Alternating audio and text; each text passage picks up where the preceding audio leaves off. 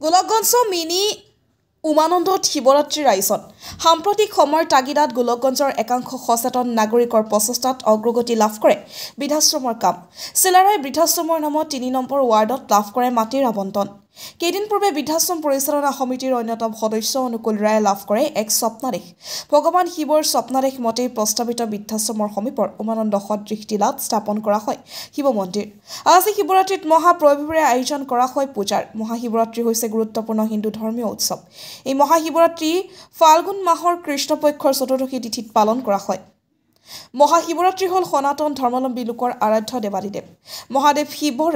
মহাৰাত্ৰি শিৱপুৰাণ অনুসৰি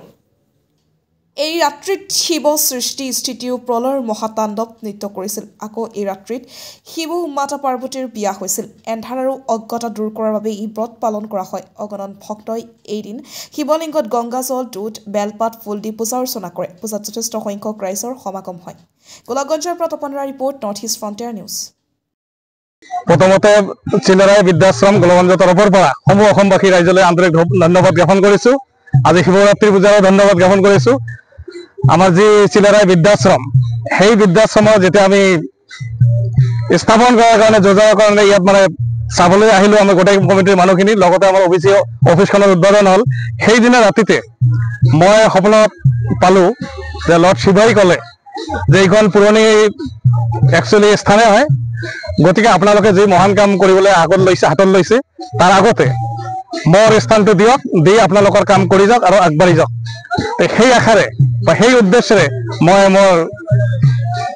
কমিটিৰ সদস্যবৃন্দসকলক জনালোঁ যে এনেকুৱা সপোন তাৰপিছত সিহঁতে ডিচিশ্যন লৈ আমি সেইদিনাই আহি এই অনুষ্ঠানটো মানে চাফ চিকুণ কৰি আমি শিৱক স্থান দিলোঁ আৰু আজি সেই শিৱৰাত্ৰি পূজা কৰি আছোঁ আৰু মই অনুৰোধ জনাম অসমবাসী ৰাইজক যে আপোনালোকে এবাৰ আহিব এইখন আমাৰ সপোন এনেকুৱা সপোন মানে মিনি উমানন্দ যিটো কয় সেই ঠিক তেনেকুৱা জেগা আপোনালোকে আহিলে ভাল পাব আৰু সকলোৱে আহক দিহা পৰামৰ্শ আগবঢ়াওক যাতে এইখিনি ঠাইক আমি এটা এনেকুৱা গুৰুত্বপূৰ্ণ ঠাই কৰিব পাৰোঁ যিখিনি ঠাই চাবলৈ দৰ্শক বিভিন্ন ঠাইৰ পৰা আহিব ধন্যবাদ মহাশিৱৰাত্ৰি উপলক্ষে আমাৰ গোলকগঞ্জবাসী ধুবুৰীবাসী বা গোটেই অসম ভাৰতৰ সকলোকে শুভেচ্ছা জনাইছোঁ শিৱ বাবাই সকলোকে মংগল কৰক তাৰে কামনা কৰিলোঁ লগতে আগতে কোৱাৰ দৰে ইয়াতে এই প্ৰাংগণটো হৈছে আমাৰ চিলাৰাই বৃদ্ধাশ্ৰম প্ৰাংগণ আৰু এই চিলাৰাই বৃদ্ধাশ্ৰম প্ৰাংগণৰ মাজতে এটা স্বপ্নপ্ৰদত্ত শিৱ মন্দিৰ আমি পালোঁ আৰু ইয়াতে আমি সমূহ ৰাইজে আৰম্ভ কৰিছোঁ চেষ্টা কৰি ইয়াতে মন্দিৰটো স্থাপন কৰিব লৈছোঁ পূজা পাতলো আমি কৰি থাকিম সকলো ৰাইজলৈ সমূহ অসমবাসীলৈ যিমান সজাগ সচেতন ব্যক্তি আছে সকলোকে এটাই আহ্বান কৰিম সকলোৱে ইয়াতে আহক সহায় সহযোগিতা আগবঢ়াওক দিহা পৰামৰ্শ দিয়ক যাতে এই চিলাৰাই বৃদ্ধাশ্ৰম আৰু এই চিলাৰাই বৃদ্ধাশ্ৰমত স্বপ্নৰ ওপৰত এই জাগ্ৰত শিৱ মন্দিৰটো যাতে আমি